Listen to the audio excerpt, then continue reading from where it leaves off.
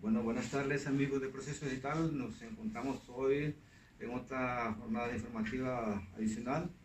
Esta tarde se encuentra en nuestra sala de redacción el señor embajador de la República Bolivariana de Venezuela, don Claudio Sandoval, recién llegado al país y que fue designado por el presidente interino Juan Guaidó. Buenas tardes, señor embajador. Gracias por tenerme en su espacio. Sí. Buenas tardes. Bueno, buenas tardes y gracias a usted por acompañarnos en esta y compartir con el público del Proceso Digital esta jornada que vamos a tener de conversación. ¿Qué le ha parecido estos primeros días en Honduras? ¿Cómo lo ha visto? ¿Cómo lo ha percibido?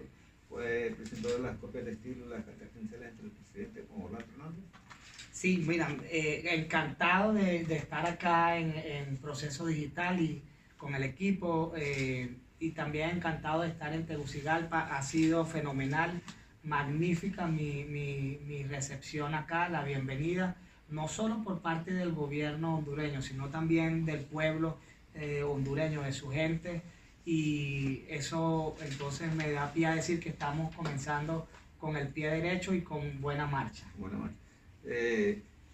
Con la llegada suya, Honduras rompe un poco su tradición diplomática de solo aceptar embajadores de países que tienen el control territorial de su país, del país que designa.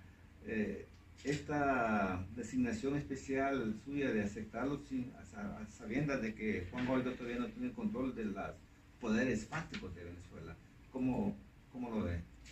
Bueno, Juan Guaidó tiene poderes fácticos, y una prueba de que tiene un poder definitivo es que entró por el principal aeropuerto del país, que es Maiquetía, como usted bien sabe, y en ese momento la orden era apresarlo, y no lo fue porque hubo una ruptura en la cadena de mando. Eso te demuestra entonces que allí hay un poder fáctico concreto que viene a solapar o que viene a reforzar el poder más importante también, que es el poder legítimo que le otorga la Constitución Nacional de la República Bolivariana de Venezuela del año 1999. Por otra parte, en cuanto a la tradición de Honduras como Estado, debo decirle que no estoy muy familiarizado con ello, pero sí debo también afirmarle que lo importante acá, y es el gran paso que ha dado el Estado de Honduras, el gobierno de Honduras, es el de estar del lado correcto de la historia, es el de estar del lado de los derechos humanos. Porque acá el reconocimiento tiene que hacerse, y el desconocimiento, en todo caso, a gobiernos que violan derechos humanos, a gobiernos que incurren en crímenes graves como los crímenes de lesa humanidad. De manera que nosotros estamos muy contentos y creemos que la decisión que ha tomado el gobierno hondureño de ponerse del lado de la democracia y del lado de los derechos humanos va por encima de cualquier otro criterio, ya sea territorial o el que se llame. Las relaciones de Honduras con Venezuela han sido amplias desde casi más de 80 años. ¿Cómo va a llevar usted las relaciones a nivel comercial? ¿Va a tener capacidad de emitir en el caso del consulado, en la parte comercial? Ok, bueno, la parte de las relaciones bilaterales para el comercio exterior es un tema que hemos identificado como prioritario. No el más prioritario de ellos en este momento, porque estamos en una etapa de cese de la usurpación. Se ha definido, se ha trazado una hoja de ruta muy concreta que incluye tres líneas. Sí. Así es. Cese de usurpación, rescate de la ciudadanía. Correcto, a través del gobierno interino y convocatoria de elecciones, ¿verdad? Correcto. Entonces en este momento estamos en cese a la usurpación, de manera que el desarrollo de la política exterior entre ambas naciones ya fue identificado. Eventualmente exploraremos potenciales oportunidades bilaterales, porque entendemos que hay una serie de necesidades en ambos territorios, en ambas latitudes, e incluso debo confesarles acá, compartir con ustedes esto no lo había dicho en otro medio, que ya a través del mismo voluntariado hemos hablado con venezolanos expertos acá en la materia y vamos a identificar los distintos rubros que son de interés tanto para Honduras como para Venezuela, y a partir de allí tener eso, porque es importante ya ir avanzando, dando algunos pasos para que cuando se consolide la transición hacia la democracia en Venezuela no tengamos que comenzar desde cero. De manera que sí, eso está identificado, pero debo aclararle que en este momento estamos en cese de la usurpación. Sin eso no podemos lograr nada más. Igual el comercio se ha derrumbado en el país, ¿verdad? O sea, la destrucción de la economía en el último periodo de Nicolás Maduro ha sido extraordinario, ¿verdad? Pocas veces visto en el mundo, cuando un país destruye brutalmente su economía, como ha pasado en Venezuela, lastimosamente, ¿no? No tiene precedente. Es una tragedia de magnitudes inimaginables. Fíjese usted que estamos en un sistema, en un proceso de hiperinflación o hiperinflacionario, el más alto de América Latina en su historia y el peor desempeño económico de la región y del mundo es el que ha tenido lamentablemente nuestra patria de la mano de una dictadura sanguinaria. Algunas cifras macroeconómicas rápidas. La población en este momento es víctima del 80% de pobreza, 60% de pobreza extrema. Y eso implica entonces que hay escasez de alimentos, de medicinas, de servicios básicos. Es toda una catástrofe que ustedes muy bien han venido, y les doy las gracias, reflejando aquí, reseñando en Honduras. Ahora, embajador, la situación al interior de Venezuela, después del apagón de la semana pasada, que duró 6 días, todo el mundo pensó, hasta que llegó Maduro, ¿verdad? O sea, pocas veces después de periodos de guerra que un país en periodos de normalidad puede pasar 6 días sin electricidad, como pasó en Venezuela, que fueron 22 de 23 estados casi, ¿no? Realmente, ¿qué es lo que hace falta para que haya cruzar las últimas metros para llegar a la meta en el caso de la oposición venezolana? Su pregunta es muy interesante porque me permite explicar algo. El pueblo venezolano ha demostrado que tiene mucha paciencia y que es pacífico. Nosotros hemos hecho todo a lo largo de estos 20 años de ruta pacífica para poder evitar lo que pasó, que se instalara en nuestro país una dictadura, que el socialismo del siglo XXI echara raíces en Venezuela. Ahora bien, estamos comenzando una nueva etapa y la pregunta podría ser también para la audiencia es, ¿y ahora qué? ¿Cuáles son los próximos pasos? ¿Qué viene? Muy bien, el presidente Guaidó en Valencia, una importante ciudad de Venezuela, en un discurso ya fijó líneas sobre los próximos pasos que vienen. Y lo que viene es la llamada Operación Libertad. Esa Operación Libertad consiste en organizar al pueblo venezolano a través de una gira que está haciendo a lo largo y ancho del país para que precisamente podamos protestar de manera coherente, de manera sólida y organizada, e ir a reclamar lo que le corresponde al pueblo, que es el Palacio de Miraflores. Ir hasta Caracas y entonces allí sí vamos a ver, como dicen, de qué cuero salen más correas. ¿Sea una especie de ofensiva final pacífica? ¿Tomar el control de Palacio de Miraflores o ir al Fuerte Tiuna, donde está el control de mando de las Fuerzas Armadas? Sí, la Operación Libertad significa una sobremarcha en el proceso de liberación de nuestro país. Después de... Este es el último que tienen la oposición para tomar el control de Venezuela. Bueno, uno nunca puede decir último, ¿no? Y nadie, al menos nosotros no hemos visto el futuro, pero lo que sí puedo decirles es que estamos trabajando muy duro, incansablemente, para que la Operación Libertad sea exitosa y podamos lograr el objetivo final, que es que cese la usurpación. O sea, la meta es reunir 200.000 o 300.000 o 1 millón de venezolanos seguir a ocupar el Palacio Miraflores. La meta es que exista una avalancha humana, todo el pueblo venezolano que pueda asistir conforme con esa organización que ya estamos haciendo para ponerle cese a la usurpación. ¿Y el Fuerte Tiuna, qué va a pasar con él? Bueno, el Fuerte Tiuna o sea, de afuera, pues nosotros no estamos adentro, pero de afuera se ve de que a Maduro lo sostienen única y exclusivamente los militares. Sí. Y da la impresión que más que Miraflores, la base más fuerte es la comandancia del ejército. O sea, donde está Vladimir Padrino, ahí hay que como mover más las piezas, más que Miraflores. Miraflores parece que solo fuera una cuestión simbólica de poder en Venezuela, que el poder real está en las Fuerzas Armadas. Bueno, para la audiencia hondureña, el Fuerte Tiuna es el principal conglomerado de la Fuerza Armada venezolana y está en Caracas. Es el equivalente al Estado Mayor nuestro, ¿verdad? Correcto. Que funcionen con Mayagüela.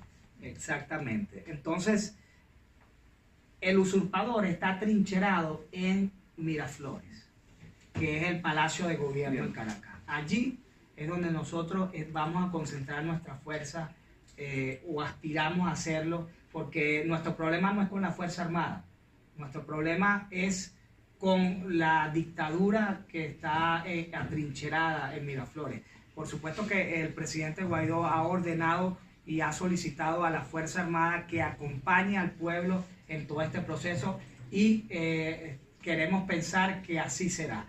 Nosotros estamos haciendo nuestra tarea, que es avanzar hacia el proceso de liberación de Venezuela sin esperar que potencias extranjeras, sin esperar que la Fuerza Armada o que terceros intervengan en nuestro socorro. No, nosotros como gobierno interino y con el respaldo del pueblo hemos decidido tomar las riendas de nuestro destino y hacia allá es que queremos ir.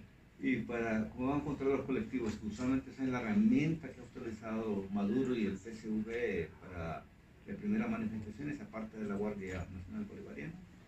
Sí, nosotros no podemos controlarlo porque no está en nuestras manos hacerlo, pero sí podemos manifestar, y si esta protesta, esta operación se torna exitosa, eso habría significado que le habríamos pasado por encima a esas líneas de avanzada de combate paramilitar que tiene la dictadura, que son los colectivos y también la policía bolivariana y el FAES, otros organismos que son también estatales, pero también hay organismos paraestatales como los colectivos.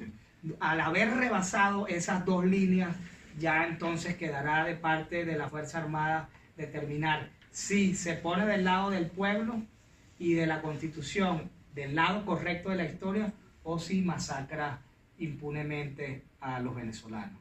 ¿Y qué tan cierto que la influencia del Servicio de Inteligencia cubano es enorme sobre la Fuerza Armada bolivariana? Eso es totalmente cierto.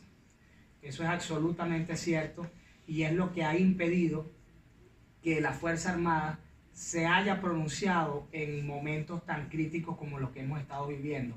El principal problema que tiene la Fuerza Armada venezolana en este momento para colocarse del lado de la Constitución es que lo está controlando la inteligencia cubana, y entonces nosotros lo denominamos un problema de coordinación. No se pueden coordinar distintos grupos que quieren avanzar y quieren ponerse hacia la usurpación, y hay que reconocer que el G2 cubano es un sistema muy sofisticado y que saben operar, lo están haciendo bien, pero por supuesto operan en favor del mal, no en favor de la democracia, sino para sostener una cúpula ya que está corrompida. Es una cleptocracia, una cúpula de criminales, un narcoestado que se quiere mantener en el poder a costa del pueblo y del hambre, de la miseria del pueblo. Este es un proyecto que nació con gran sensibilidad social, con gran interés de visibilizar la pobreza y ayudar. Eso es innegable. pero luego se tornó en sencillamente un proyecto de poder por poder. Y hoy en día están totalmente sin sensibilidad con la población. Por eso es que no quieren, por eso es que aún no han, se han concientizado de que deben ceder paso para la prosperidad de Venezuela. El New York Times el fin de semana publicó un reportaje que, citando fuente a médicos cubanos, decía que en las últimas elecciones los utilizaron para denegando medicina o dando medicinas como parte del aparato de propaganda electoral de Maduro. Escuché algo sobre el New York Times, ese reportaje, pero si supiera que no quiero emitir mayor opinión porque aún no lo he leído. Lo tengo en mi lista, en mi bandeja para leerlo, pero no sé si usted pudiera ampliar un poco de qué se trataba. No, o sea que para la última elección, la pasada, del año pasado, todos los médicos y todos los cubanos, maestros, instructores deportivos y médicos, fueron parte de la campaña del aparato de propaganda de Maduro para atraer o presionar el voto en la campaña pasada. Bueno, no me extraña que eso haya sido así, conforme lo relata el New York Times, este periódico norteamericano. Lo que sí le puedo decir es que, sin mencionar ese reportaje, esto ha venido ocurriendo en los últimos 20 años en Venezuela, donde lo que era la revolución bolivariana se aprovechaba y abusaba de las estructuras del Estado para tomar ventaja a nivel electoral, y luego no solo para tomar ventaja, que se llamaba ventajismo, sino también para hacer fraude ya a nivel técnico, a nivel del conteo. Entonces ellos usan todos los trucos que tienen en su arsenal para lograr este objetivo. Eso es un tema que es inenarrable, pero lo que hay que aclararle o hay que decirle a la población, al pueblo hondureño, es que la tercera etapa que estamos conversando acá es elecciones libres. Dijimos, eso es la usurpación, gobierno interino y elecciones libres. Para poder llegar a unas elecciones competitivas, a unas elecciones democráticas, es necesario depurar todo el sistema electoral venezolano y todo el sistema también de identificación, porque se cedularon y se hicieron nacionales a una cantidad de extranjeros, sobre todo colombianos y cubanos, para entonces abultar el padrón electoral y ganar elecciones de manera fraudulenta. A este tiempo ya no habría la mínima posibilidad de negociar con Maduro unas futuras elecciones. Mire, le voy a ser sincero, nosotros tenemos todas las opciones sobre la mesa. Ahí está, desde una negociación de salida pacífica hasta una vía un poco más extrema.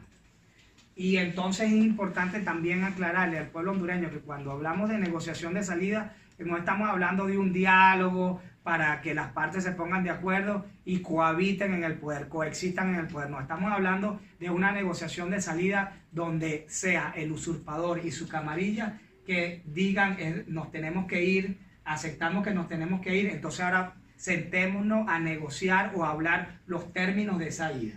Son cosas muy distintas. Ya no hay opción entonces para otra cuestión que no sea la salida de Maduro al poder.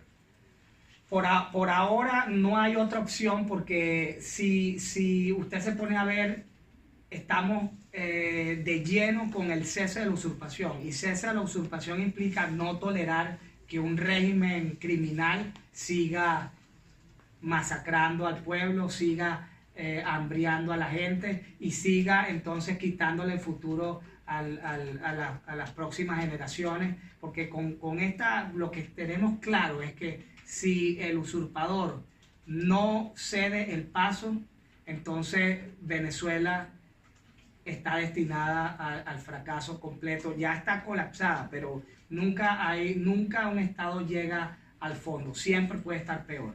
Hablando de llegar al fondo, en Estados Unidos ahorita el equipo de la Casa Blanca está analizando si le quitan la habilidad que tienen del sistema de pagos, porque por el nivel de hiperinflación ya no se puede usar moneda, ¿no? Todo el mundo está usando tarjetas. Entonces están viendo si inhabilitan el pago de las tarjetas Visa y Mastercard, ¿qué llegará a ocurrir en Venezuela en este momento? Si ocurriese ese momento. Sí, no, pues la gente generalmente envía, disculpe usted, los venezolanos están transando a través de transferencias digitales por el tema de la hiperinflación, como usted ha dicho. Es decir, que para comprar un pollo tendría que llevar una carreta de billetes y tampoco hay billetes. Porque el billete, el papel con que se imprime el billete es más caro que el valor nominal, ¿no? Exacto, el valor facial o nominal es superior al del propio billete. Entonces, eso, pero para aclarárselo a la gente, quería hacer el preliminar. Ahora, por otra parte, esas transacciones no dependen de Visa o Mastercard o de cualquier otro sistema de tarjetas de crédito, porque son temas nacionales de sistemas bancarios. Ahora, por supuesto que para aquellos grupos de la población que utilizan este tipo de tarjetas de crédito, sin duda que eso afectaría negativamente su quehacer diario. Ahora bien, la otra perspectiva es que Estados Unidos, como país soberano e independiente, tiene toda la posibilidad de decidir con quién hace negocios y con quién no hace negocios. E igual recomendárselo o imponérselo a sus empresas, a las empresas que tienen son incorporadas en Estados Unidos.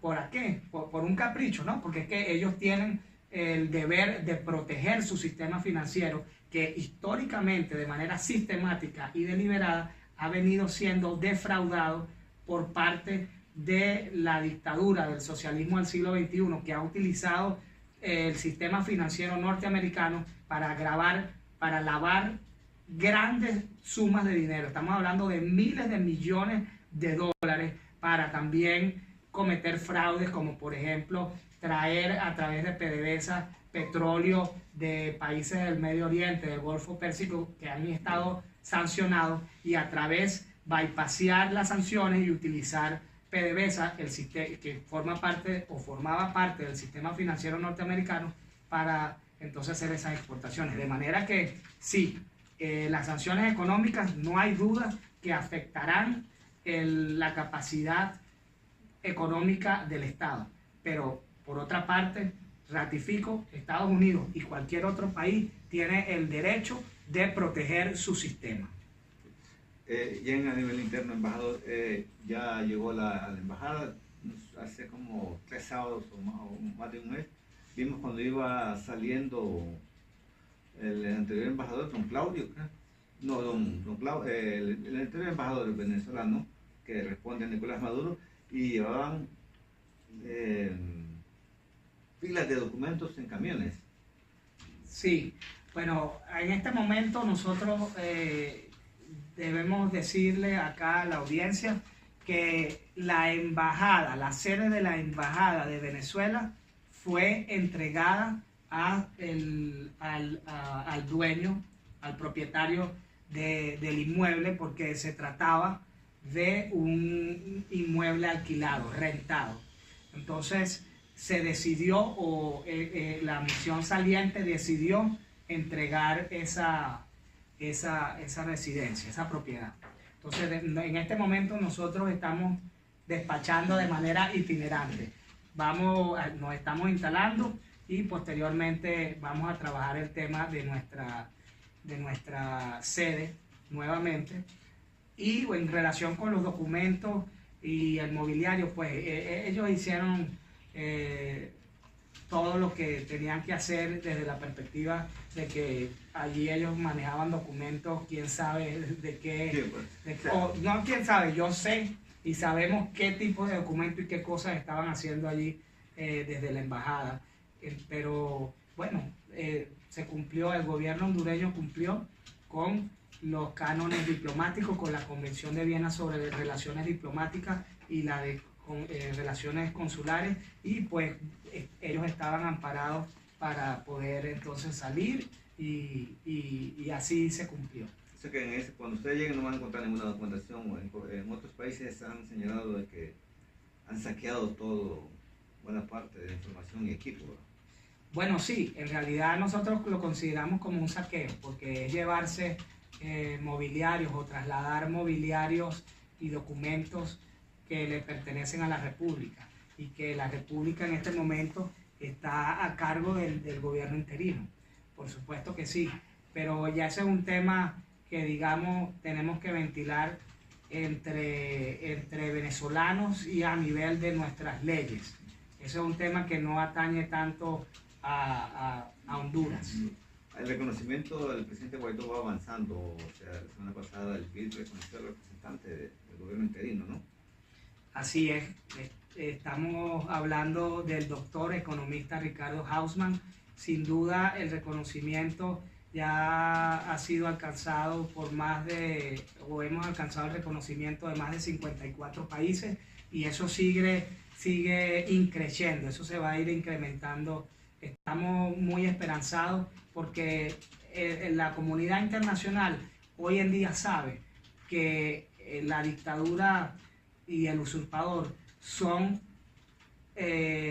violadores sistemáticos de derechos humanos. El 23 de febrero en Cúcuta fue lapidario, fue evidente cómo violaron derechos humanos y cometieron un crimen de lesa humanidad al no permitir que ingresara la ayuda humanitaria. Y eso lo hicieron a la luz del día, en vivo y directo, y todo el mundo pudo ver esa situación. De manera que ciertamente estamos en la dirección correcta, obteniendo el reconocimiento de la comunidad internacional. ¿Usted cree que el pueblo venezolano va a poder pasar eso sin necesidad de, cuando el presidente Trump siempre habla de que tiene todas las opciones en la mesa, incluyendo la vía militar? Para no haber necesidad, el pueblo venezolano tiene suficiente fuerza para salir de este enorme crisis proceso. Esa es una excelente pregunta, porque se ha dicho que el pueblo venezolano está secuestrado y que un secuestrado siempre necesita de alguien para rescatarlo. Nuestra postura es muy sencilla. Todas las opciones están sobre la mesa, y sin la ayuda de la comunidad internacional no hubiésemos logrado tanto como lo que hemos logrado hasta ahora. Porque el apoyo internacional no es solo cañones y barcos y armas. El apoyo internacional también implica el acompañamiento moral, el reconocimiento de los estados, y también algo muy concreto, como la ayuda que nos ofreció el pueblo hondureño, 2 toneladas de cargamento humanitario, medicinas y también alimentos. Entonces, todos estos componentes están allí. Nosotros estamos apuntando a no dejarle a terceros que hagan lo que nosotros todavía tenemos que hacer y no hemos hecho, que es la Operación Libertad. Después de la Operación Libertad, hablamos. Bueno, hemos estado conversando y tendido con el embajador Claudio Sandoval para despedirse de nuestro auditorio de Proceso Digital. Sí, muchas gracias a las personas que nos están, a ustedes que nos están escuchando en este momento. Me gustaría que le pidan a Proceso Digital que nos sigan invitando para seguir entonces conversando con ustedes. Nuestra intención acá en Honduras es, una de ellas al menos, es la de presentar qué significa el socialismo del siglo XXI. Que ustedes entiendan cómo Venezuela, de ser el país más rico en recursos de América Latina, hoy está sumido en la pobreza. Y de que de esa manera se genere sensibilidad y conciencia a nivel del pueblo hondureño de qué significa el socialismo del siglo XXI. Hablando, antes de despedirnos del siglo XXI, hasta el mismo Hans Dietrich repudia a Maduro. Correcto. Hans Dietrich fue uno de los filósofos, él es alemán, está en México, que entonces en un principio contribuyó a la tesis del socialismo del siglo XXI y Después entendió que su tesis o parte de lo que él había conversado fue utilizado como un mecanismo de mantenerse en el poder y se distanció no solo del difunto Chávez, sino también de Maduro. Exacto, porque el socialismo del siglo XXI al final lo que se convirtió es en más de lo mismo, comunismo con una nueva semántica, con unas nuevas frases. Bueno, gracias embajador de nuevo y a todo nuestro público por acompañarnos. Esta conversación, entrevista siempre está disponible en nuestras redes sociales, en Twitter, Instagram y Facebook. Ahí la podemos observar. Bueno. Gracias.